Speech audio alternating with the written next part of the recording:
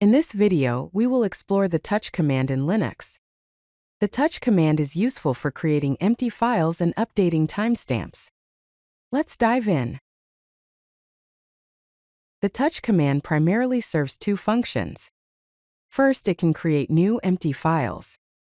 Second, it updates the access and modification timestamps of existing files. Here are some examples. To create a new empty file, simply type touch followed by the desired file name, such as myfile.txt.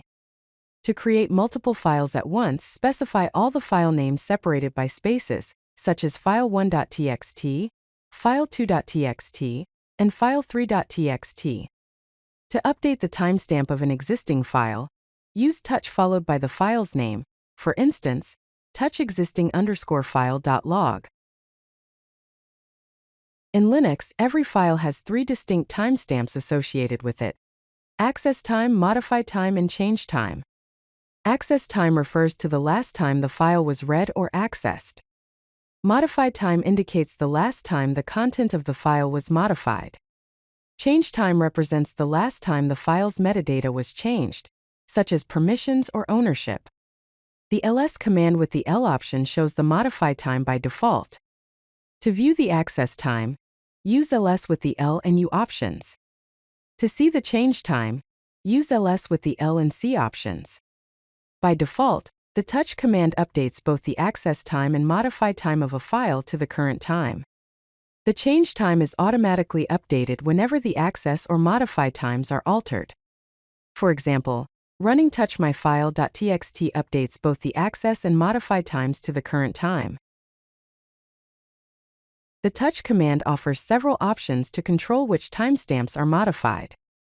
The A option changes only the access time. For example, touch a myfile.txt. The M option changes only the modification time. For example, touch a myfile.txt. The C option prevents the creation of a new file if it does not already exist. For example, touch C non-existent.txt. The R option uses the timestamp from a reference file. For example, touch a reference.txt target.txt. The D option sets the timestamp to a specific date and time. For example, touch D 2023-10-1514:30, myfile.txt. Note that these options can be combined. For example, touch AM myfile.txt changes both the access and modification times. Let's look at some practical examples of using the touch command. First, creating multiple files. You can create multiple files at once with different extensions for a web project. For instance, touch index.html, style.css, and script.js. You can also create multiple log files like this: touch app.log, error.log, access.log. Second, using a reference file.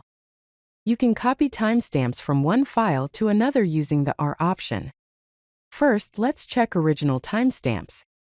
You can use command ls, lsource.txt target.txt. Then copy timestamp from source to target using the command touch, rsource.txt target.txt. Third, setting a specific date. You can set a file's timestamp to a specific date and time using the D option. Set file timestamp to Christmas 2023 using the command touch 2023-12-2508:00, Christmas txt. You can set to yesterday using the command touch yesterday report.txt.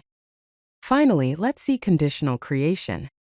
Use the C option to avoid creating new files when they don't exist. Update timestamp only if file exists using command touch cconfig.boc. Then check if file was created. You can use command ls lconfig.boc. Now let's explore some advanced usage patterns of the touch command. First, pattern matching. You can use wildcards with touch to update multiple files matching a pattern. For example, to update all .txt files, use the command touch *.txt. To update all files starting with log, use the command touch log *. Second, relative time modification.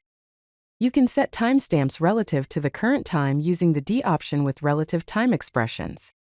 For example, to set a timestamp to 2 days ago, use the command touchd 2 days ago, file.txt.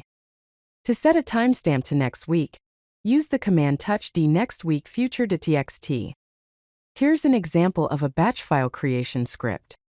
It is a simple bash script that creates a project structure with empty files using touch. The script first creates a directory for project, CSS, JS and image files. Then creates HTML files. It also creates CSS files and JS files. Save this as create_project.sh, make it executable with chmod +x create_project.sh, and run it to instantly create a project structure. Let's summarize the key takeaways and best practices for using the touch command. Key takeaways: the touch command creates empty files and updates timestamps. Files have 3 timestamps: access, modify, and change.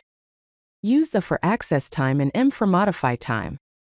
The R option copies timestamps from a reference file. The D option sets specific date and time. Use C to avoid creating non-existent files.